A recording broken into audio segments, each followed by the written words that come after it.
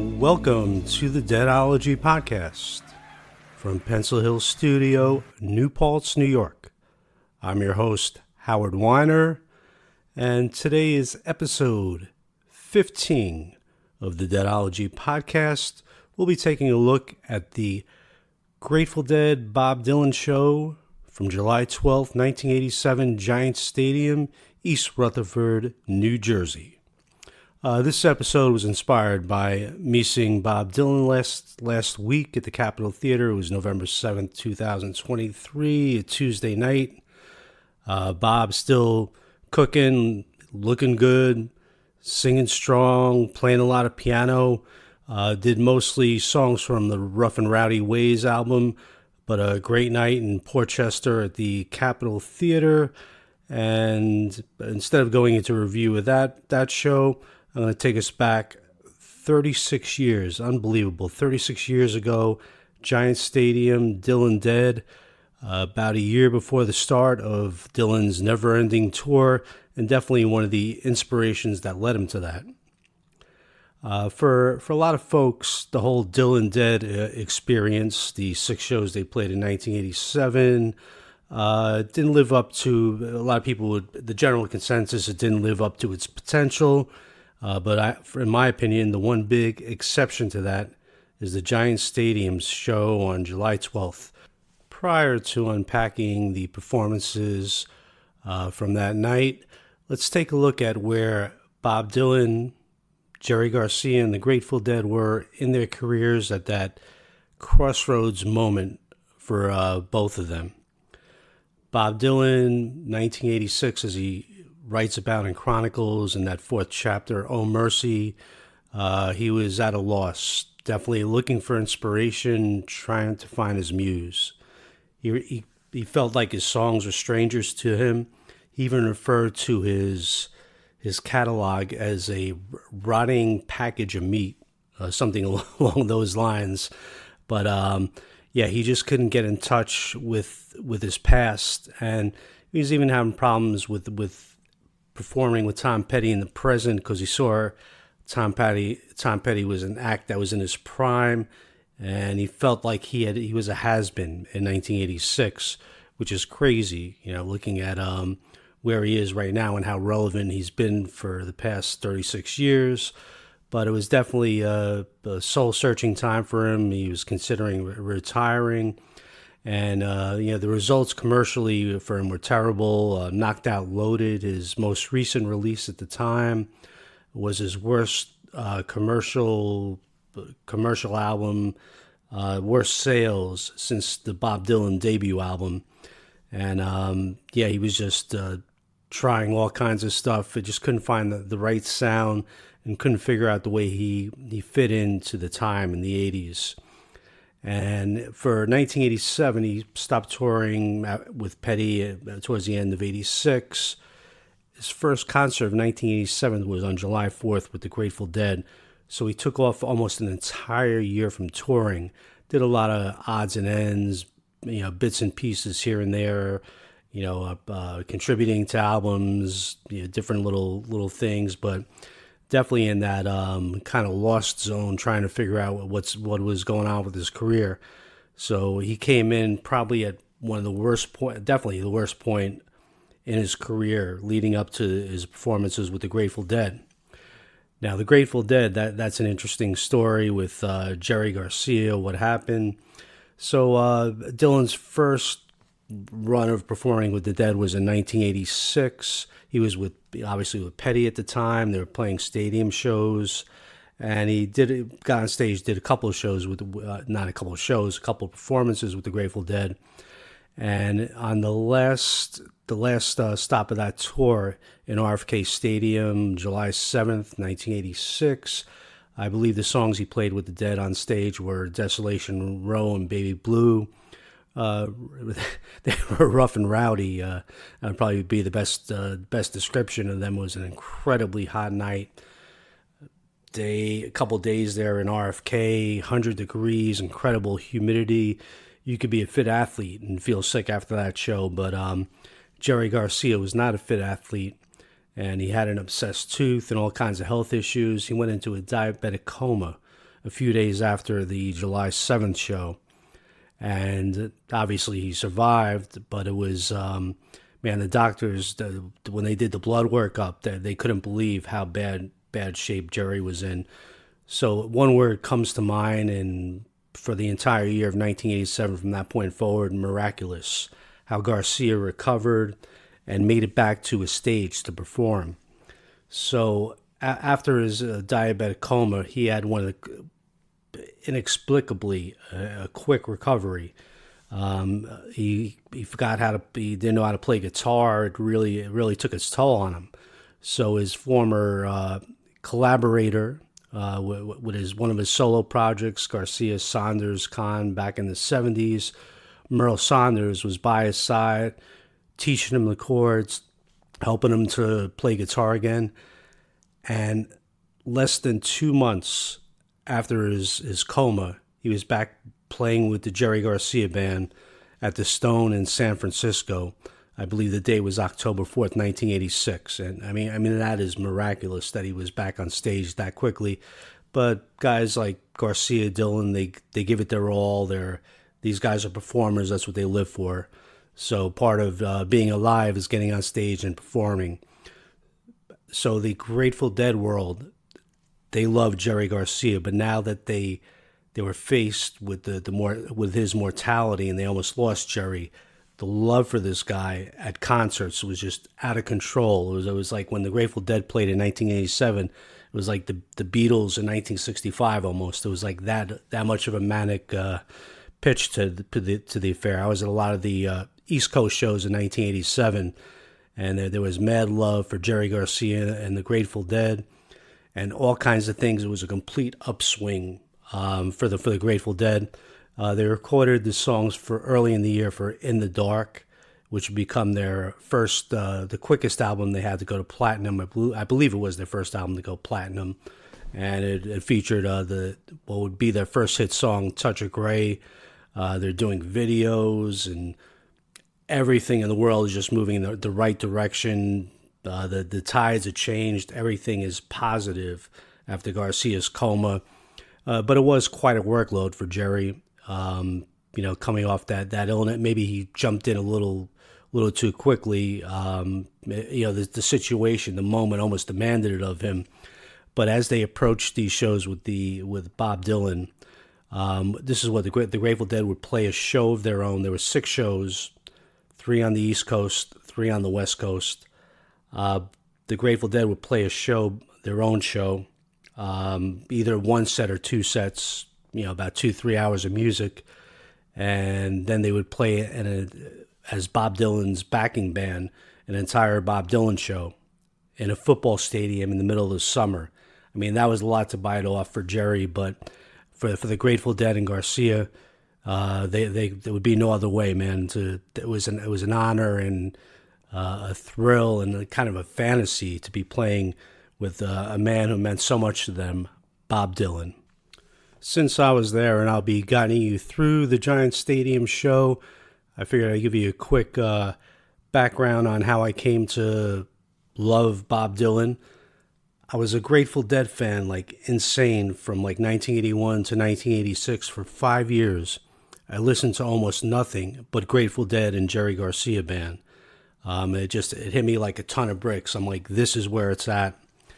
Bob Dylan, I knew all the great songs, Rolling Stone, and all the greatest hits kind of stuff, the stuff you would hear on the radio, and I had respect for him, but I didn't know any of these albums individually. One day in April of 1987, my car was in the shop, and I borrowed my friend Phil's car to go get coffee. And I figured it would be a simple trip, get a nice black cup of coffee. I'm a college student at the time, need a little jolt to get my day going, 11 o'clock in the morning after a night of drinking. So I jump in, and it was a brown Chevy Impala, and I put the tape in, and it was freaking Blood on the Tracks, and I didn't even know it was Blood on the Tracks. And I heard Tangled Up and Simple Twist of Fate, and I was just stunned, man. I had heard Tangled Up before, but when I heard Twist of Fate, Garcia Band had done a great version of that, and I was like, this is the master, man. I just it blew my head apart hearing it for the first time. Oh, and then I heard "You're a Big Girl Now" and "Idiot Wins." Now I was going to get a cup of coffee. This should have taken about 1 minute. I just kept driving down the road. I was going towards Kingston, New York, and it didn't even occur to me to tell my friend Phil, "Hey, by the way, I'm borrowing your car. I'm listening to your tape." I just kept driving and driving because I had never been like that transfixed on an album, hearing it for the first time. So, Blood on the Tracks pulled me into Dylan. I was like, if this is one Dylan album, imagine what is like a Rolling Stone. What were the other songs on that album? I went out. I bought everything, man. I bought everything. I had a cassette tape collection at the time, so I bought his entire catalog on cassette tape.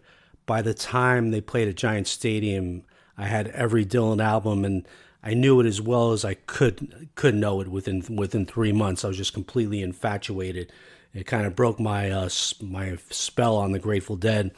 This guy was a force, the only force in the musical world that I could see that was on the same level as the Grateful Dead, and just getting into Dylan, wow. And just the fortuitous of the situation. Can you imagine like getting into Dylan like that, then finding out all of a sudden they're doing a tour with the Grateful Dead? So I was on top of the world coming into that Giant Stadium show. But hey, the first couple shows, I was in Foxborough for the first July 4th show. Before that, Dylan and Dead did get together, San Rafael, California, in May. They ran through a bunch of songs. A lot of people love this. It was probably about 60 songs. A lot of them are good, a lot of throwaways, but they were trying everything, man. It was they did "Boy in the Bubble," a very cool version of the Paul Simon song. Buck Owens, "Rolling in My Sweet Baby Arm." There's definitely a lot of great stuff on there. One of the better Dylan songs that they did, I think, is "Change My Way of Thinking." And hey, some of it didn't sound that good, but it's an amazing collection to listen to. And some people will say that's the best thing that ever happened out of the Dylan Dead collaboration. But I say definitely not. The Giant Stadium show is the best thing that happened out of it, with probably that being the second best. So then they start July 4th, Foxborough. Man, it was a hot summer, and Foxborough was packed, and there was great expectations. But Dylan and the Dead, how can I put this? It was like Bob Dylan came out, Grateful Dead are there. It was like, "Hi, I'm Bob Dylan. Have I ever met you guys before? Jerry Garcia. What songs?" It was as if they never played together or ever heard each other play before. It definitely had a lot to be desired. And the fact that Dylan hadn't performed live in almost a year didn't help, and his voice wasn't sounding good, and his back was hurting. And, the Grateful Dead are out there trying to do the best they can, but it was, the first show was pretty messy, but a lot of cool things happened. They played the first version ever of Joey. Garcia loved that song, convinced Dylan to play it live. The Joey version is pretty good that night. They played a Watchtower. They also played Chimes of Freedom. I think they did the first Queen Jane approximately ever at that show. So even if it wasn't a great performance, they were pushing in the right direction, getting Dylan psyched to do some of his old songs. Next night, Philadelphia, JFK Stadium, and the Grateful Dead opened that night. It was a one-set show. I think that was the best of the Grateful Dead shows that I saw from that three show East Coast swing with the Dylan Dead. So Dylan came on with the Dead after they finished, opened up with Tangled Up in Blue. I remember "I'll Be Your Baby Tonight." Definitely an improvement over the Foxborough show. They were getting there. The cool, probably the best performance, definitely the most memorable, is the Frankie Lee and Judas Priest, the Ballad of Frankie Lee and Judas Priest. First time that song was ever performed live by Dylan. So the Grateful Dead were definitely getting Bob reacquainted with some songs. And I guess Bob wanted to get reacquainted with him too, otherwise he wouldn't be up there. But this was the insane part of this tour.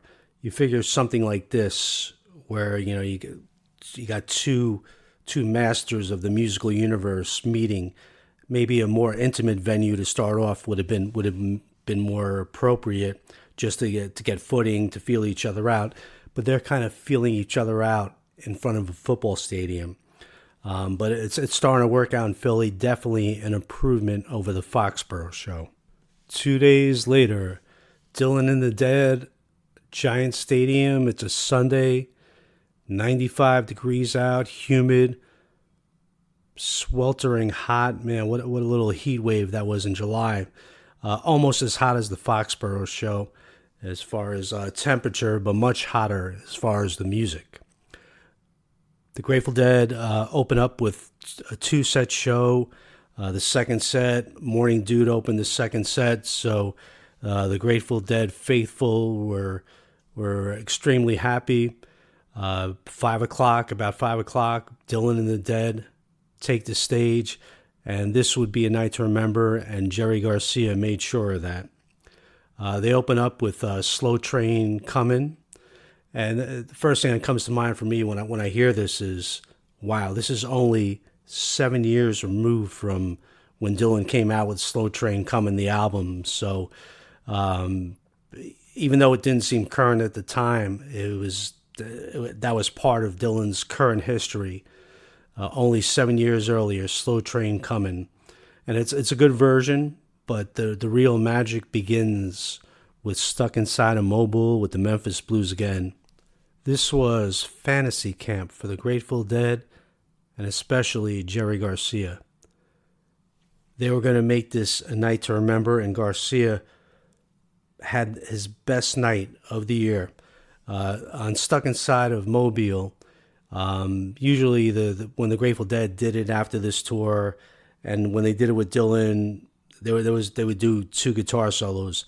On this one, and this would be a motif throughout the evening, he played an extra guitar solo, 3 guitar solos, and it was just like Jerry was like, "Hey man, this is my dream come true, and we're gonna make it happen tonight."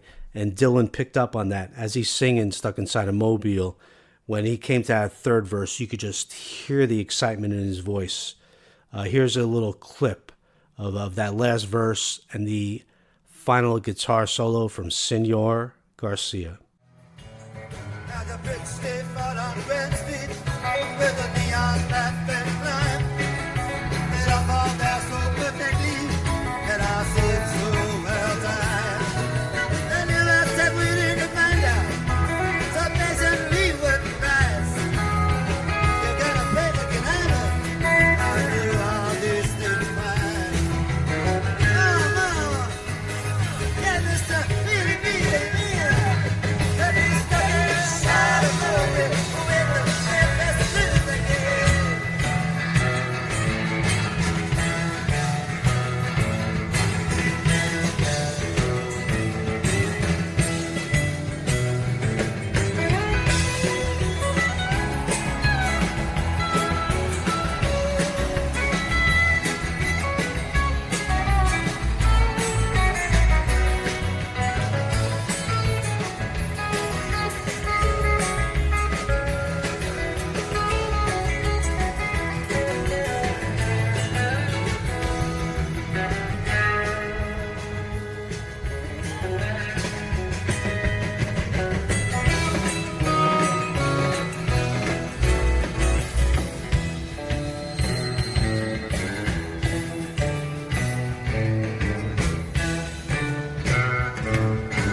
Dylan and the Dead got the mojo rolling. Giant Stadium, July 12th. You know, this album, the Grateful for the Dylan Dead album, Dylan came in with a bunch of songs and kind of surprised the Grateful Dead as to what he wanted on the album, and obviously didn't work out that good. It's almost like it's a throwaway album in Dylan's catalog. The Dylan Dead. The Grateful Dead wanted songs from the East Rutherford show, this particular concert. That Stuck Inside a Mobile would have been a great representation on the album, but it was not to be for whatever reason. Dylan's a genius with albums, but this is one time where his judgment didn't work out. So again, back to Giant Stadium after Song 2, Stuck Inside a Mobile. Tomorrow is a Long Time Follows. And just the songs that Dylan were breaking out that he hadn't been in touch with in so long a time. So Tomorrow is a long time. It takes a little while for them to get the groove going, but the Dead are backing him magnificently. It's like, they've been preparing for this moment for it seems like they've been in the studio for years because it's such a beautiful version. The background singing, Jerry Garcia's playing pedal steel guitar for the first time during this tour, for the first time this night, since back in the New Riders and Purple Sage Day back in 1970. So they're breaking out all the stops for Bob Dylan. And as the song rolls along after Garcia's little instrumental break, man, Dylan he is so into it. He finds the right vibe, and it's kind of like the motif of this show. Dylan just works his way into every song. They're kind of getting to know each other. By the time the last two verses roll around, it's magic. And this final verse of Tomorrow is a Long Time, just so heartwarming, man. It's a country tinged, amazing music from the Dead and Dylan here. So it ends triumphantly, which is definitely part of the Giant Stadium motif on this night. Highway 61 Revisited is the next song. And a nice rockin' version here. Jerry Garcia playing a little slide guitar. And there's a funny part where Dylan's singing, "I never did engage in this kind of thing before," and he chuckles. And it's true. Dylan's always the alpha male, in control. We're going to do these songs. We're going to play my version the way I see fit, etc., etc. But this is one time where he kind of let the Grateful Dead take over. He trusted in the Grateful Dead and the way they interpreted his music. And I think that all goes back to the early days when Jerry Garcia Band covered so many great Dylan tunes. When I Paint My Masterpiece, Positively 4th Street. Dylan was definitely a fan of the way Jerry covered those tunes. So in the Grateful Dead, Bob Dylan trusted. And the next song, It's All Over Now, Baby Blue. And just another incredible negotiation going on here. The Grateful Dead were set in the way they played Baby Blue. They'd been doing it since their early days in the 60s, but they really brought it back and got into it in the 80s. They were doing it as an encore, and Jerry would sing these beautiful, slow versions of Baby Blue. And Dylan's, in his mind, is thinking this is like a quick tune, Rolling Thunder. We're going to zip through it. And there's this negotiation going on where it sounds ridiculous at first. You hear Bob singing, and it's not working at all. Second verse, it gets better. Garcia cooks a great solo, as he always does in Baby Blue. By the time the third verse comes around, it's magic. It's Baby Blue's better than it's ever been before. Bob just found a way to work into the Grateful Dead tempo with his excited singing. And once again, Garcia delivers an extra solo in this. Baby Blue, all the Baby Blue versions I've ever heard just have that one solo in the middle. This one, Jerry throws out another one at the end. He's just so inspired on this night. He's like, this is going to be the night that everyone's going to remember of Dylan and the Dead, and it should be the night everyone remembers. Great version of Baby Blue, but maybe not the type of thing you'd want to put on an album because the beginning was very scruffy. Following Baby Blue, they're going to keep it in Dylan's classic masterwork era, mid-60s. Another Highway 61 song here, coming off of Bringing It All Back Home song, Ballad of a Thin Man. Something's happening, you don't know what it is, do you, Mr. Jones? And this is probably the first song of this show where it's just perfect all the way through. When Bob's jumping into that contact among the lumberjacks bridge, he's just full of such excitement, and Brent Midland kicks in with these beautiful organ licks. Kind of brings you right back to the Highway 61 album, puts you right in that studio. And Garcia's last solo as they go out on this is just psychedelic, man. Psychedelic Mr. Jones. So let's check out a little bit of that Ballad of a Thin Man, Giant Stadium.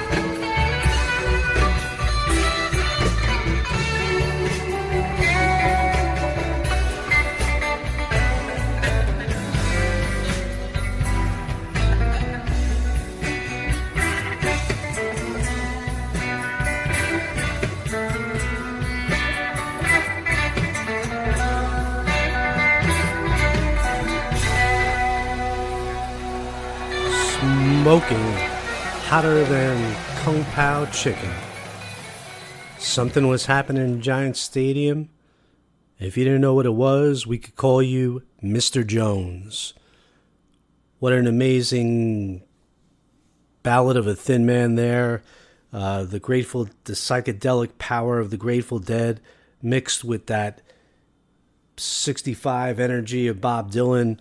This was the magic. This was what, as fans, we were waiting for, and Dylan and the Dead were waiting for. It was happening, man, out there on Giant Stadium.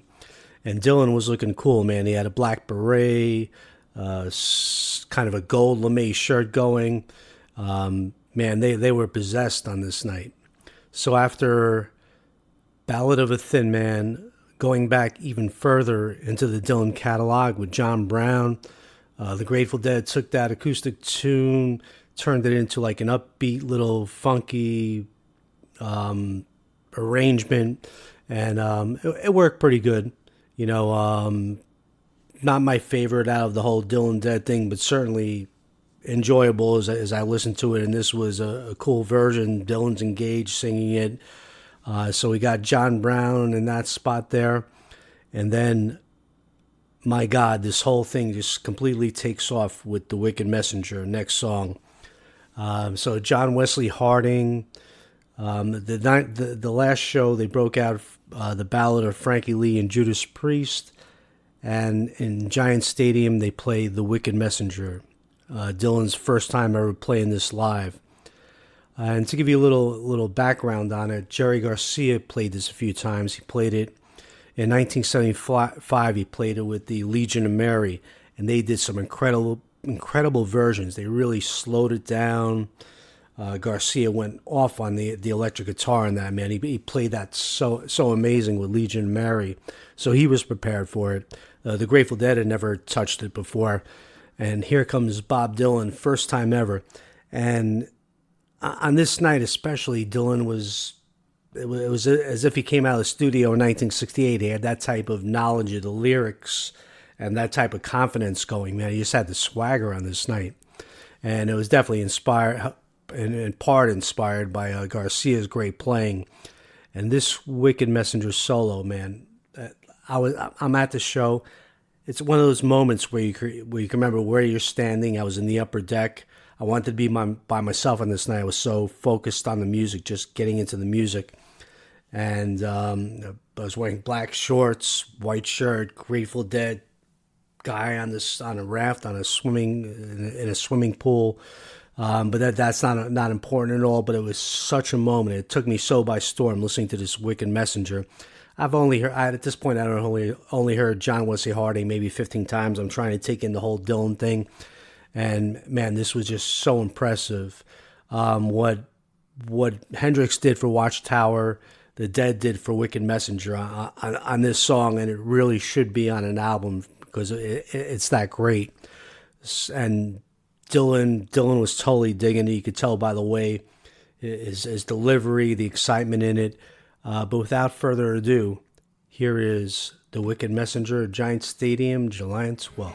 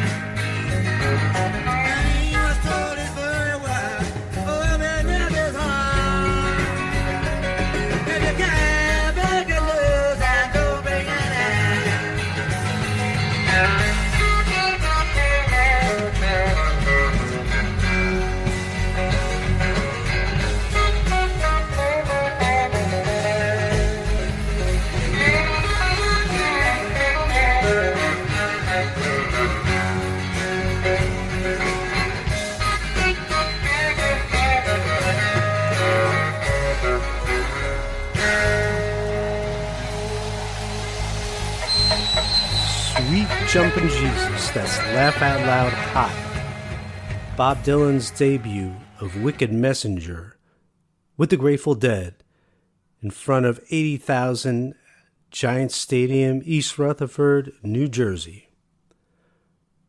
On the heels of the most wicked of messengers, Bob brings it back to 1965, Queen Jane approximately, and they broke out this song for the first time in Foxborough. The Queen Janes on this tour just missed. Just a little off. The Grateful Dead's a little too slow. Dylan's trying to find his way into it. It's a great experiment. Freaking great song. Love Queen Jane. Cool thing is the Grateful Dead, after this, went on to play some very good versions at their own shows.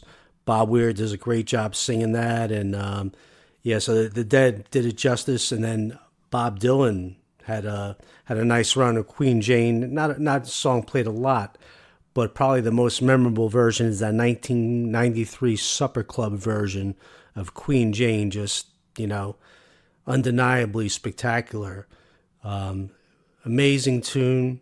Not the easiest song to pull off out of the cold, but they threw it out there, got the Queen Jane approximately ball rolling, And after Queen Jane, Chimes of Freedom, and this seemed to suffer a little bit from the same thing. It couldn't quite find the groove. The Dead were playing it a little mellow. Bob's coming at it a little bit excitedly and missed through most of the song, but the last two verses, and this is the motif of this show, Bob just went nuts on the last two verses, and they're so good. This is one of my favorite, I can't say favorite versions overall, but definitely one of my favorite endings, because Dylan does such an amazing job finishing this Chimes of Freedom off, man. It's just chilling to listen to it. So, Bob is fully engaged at this point. He's Bob Dylan again, 1,000%, maybe like he's never been before.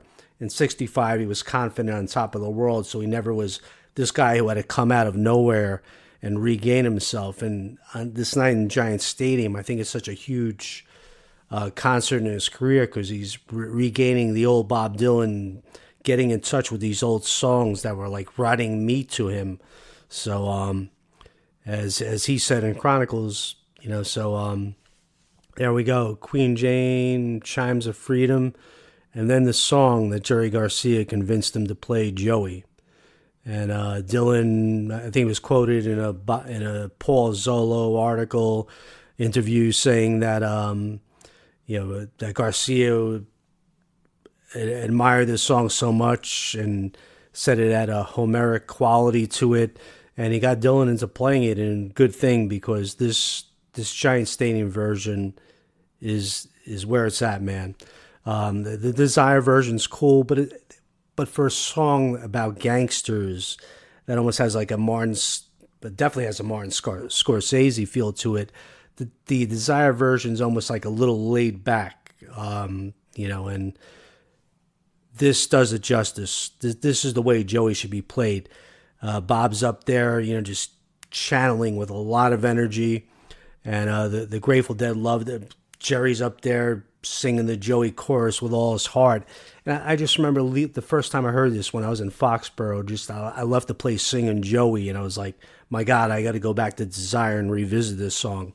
So they definitely did Joey justice. It's such a long song, and just to prove in a way how Dylan was into these concerts, like part of him seemed not to be into it, but the real Dylan was 10,000 times into this concert.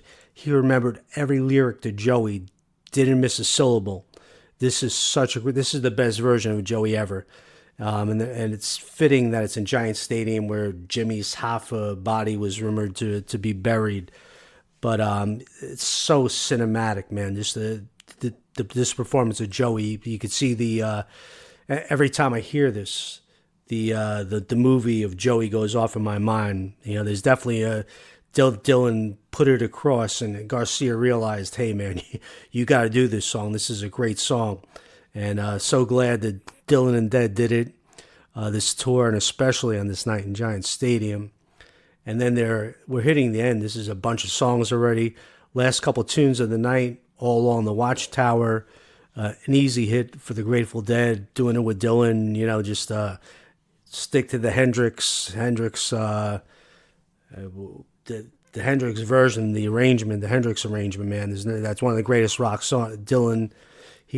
Jimmy took Hendrix, and Dylan admits this, Hendrix did a master version playing that, and everybody who does Watchtower pretty much follows that. And as great as Dylan's version was on John Wesley Harding, but kind of an easy once again motif for the Dead to follow. Great version, ripping jams, Dylan's into it, and they hit this end point here. They've done about 12, 13 songs, I think 12, and the show should be over. The Grateful Dead are ready to leave. They had a long night. 80,000 people are thrilled beyond compare.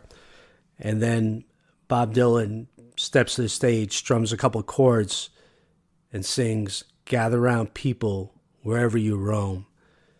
Kind of out of nowhere, he pulled Times a Changin' out at the perfect time. And man, I was blown away. I had tears in my eyes at this point.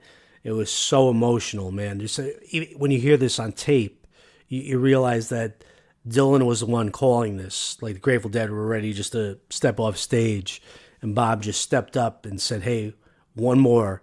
And he brought Giant Stadium to its knees, man. It was such an emotional version. And of course, Jerry's there all night. In 1987, Jerry, I seen some great shows, man. I seen the Grateful Dead at Madison Square Garden, September 18, 1987. They played Watchtower, Morning Dew, one of the most amazing things I've ever seen. But even on that night, first set was so.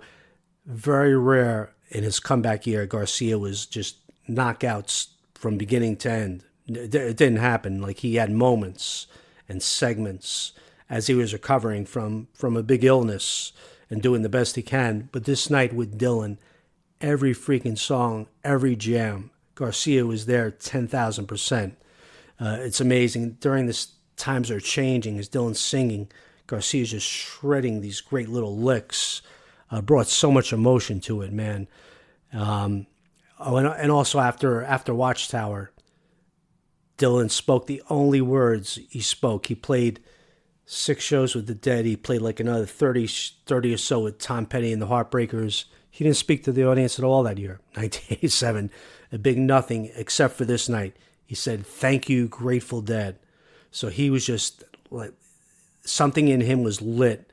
Like he was reborn as a performer in the swamps in New Jersey on this night.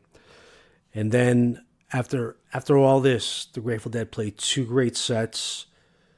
One of the great sets, definitely the best set they played with Dylan, but to me this is one of the best Dylan shows I've ever seen. And they come out for the encore. Everybody's on stage for Touch of Grey. It was so moving, man, just to see Dylan out there with the Dead singing their hit song. And then knocking on Heaven's Door to close it all out. It was too much, man. It was like 5 hours of great music that day. But this is a set that, in part, I mean, there's so many things that go into changing how someone evolves as an artist. But I think this, more than any other night with the Grateful Dead, definitely put Bob Dylan back in the right path and set him on the way to the never-ending tour, which was next year, 1988. So pretty much after this tour with the Grateful Dead, Bob Dylan knew what he had to do. He knew he had to get back out there, play the songs that were just sitting there. He didn't have to write another song. He already had the greatest songbook in American history at his command. So he realized he had to be kind of like the Grateful Dead in his own way and just go out there, rediscover what he did, play the songs, and then when the inspiration hit him, if it did, he could write another great album. I think the issue for Bob at this point in his career, before playing with the Dead, and starting the never-ending tour, was he kind of measured himself like if an album wasn't as great as Blood on the Tracks and the critics killed it, you know, it was a tough thing for him to deal with. Like, you know, how do I beat myself? You know, how do I pass what I did in, you know, with Blood on the Tracks and my stuff from the '60s? And there's no way you could do that. So instead of like trying to top what he did, even though I gotta say, Infidels and those sessions, the 1983 sessions, are so underrated. That really is one of the great periods of Dylan's career, but it will never get credited as such. But you know, so he just went out there and said, "Hey, I have the greatest songbook out there. Let me just get reacquainted, and when the inspiration hits me, I'll come out with the album." The inspiration hit him in New Orleans in 1989. He got together with Daniel Lanois and came out with "Oh Mercy." Such a great album. That was, as a neophyte Dylan fan starting in 1987, that was really my first new Dylan album of originals. And "Oh Mercy" is incredible, man. Just such a great album. I was so blessed to be a young Dylan fan at that point, and have all the old stuff to go to, and then get "Oh Mercy," "Under the Red Sky," great. Then he went back to all his folk stuff with the two folk albums, As Good as I've Been to You, and The Name of the World Gone Wrong. Very cool. Then he took a little break. There's no rush at this point. He's in a new point in his career. It's not about topping what he's done in the past, or I have to put out the next great album. It comes to him when it comes to him. And then we got the Time Out of Mind, 1996, a masterpiece. A modern day Dylan masterpiece. Set him off on a new path. And the tour is still going strong. Never Ending Tour. Larry Campbell, Charlie Sexton playing with him. Such great shows. It was a pleasure to catch tons of those shows, man. Like, I went from seeing the Grateful Dead into this era of Bob Dylan touring, and he kept the Grateful Dead spirit going, just switching up songs night after night, which was made it so exciting to see Dylan. There were nights where he would completely do an entirely different show, like the Grateful Dead did. And then we got the Modern Times, and the great albums continued on, Tempest, and and just to this day he still so credits Dylan. And when Jerry passed away in 1996, he was playing Alabama Getaway, West LA, Friend of the Devil, and then his last, when he wrote Modern Philosophy, a song, he did a beautiful tribute to the Grateful Dead. He wrote about trucking and great descriptions of the Grateful Dead as a band. And then in his last tour, he started breaking out in Hunter songs. He paid tribute to one of the great all-time songwriters, someone who's on the same level. We're not going to call Robert Hunter as great as Dylan, but he's Dylan-esque. There's not too many like Robert Hunter. He's right up there. He's playing West LA, Stella Blue, Truckin', a little tribute to the Grateful Dead, and Robert Hunter, a fitting tribute. So, Dylan and the Dead, great together, man. And I wrote a book, Dylan and the Grateful Dead, A Tale of Twisted Fate, where I kind of parallel their careers. One interesting time period. From like when Dylan was on hiatus from 67 to 73, where he wasn't touring with a band. That was the most productive touring period of the Grateful Dead's career, probably. So just interesting parallels between their careers. Dylan influenced them extremely heavily early on, and then the Grateful Dead had a reciprocal influence on Dylan, which was very nice, and Dylan embraced it. And it's for fans of both. It's been an incredible journey. Great to see Dylan the other week. And hey, man, thanks for listening. Deadology podcast. I do this every week, and it's great to do a little tribute to Dylan here and the Dylan Dead, the whole Dylan Dead thing. So my books are available. TangledUpInTunes.com. You get the Grateful Dead and Dylan Tale of Twisted Fate there, as well as other books. And I'll be back next week. Thanksgiving's coming up. I haven't exactly figured out what I'm going to do. I'm sure it's going to be hot, whatever it is. So, love you all. Peace out. Thanks for listening.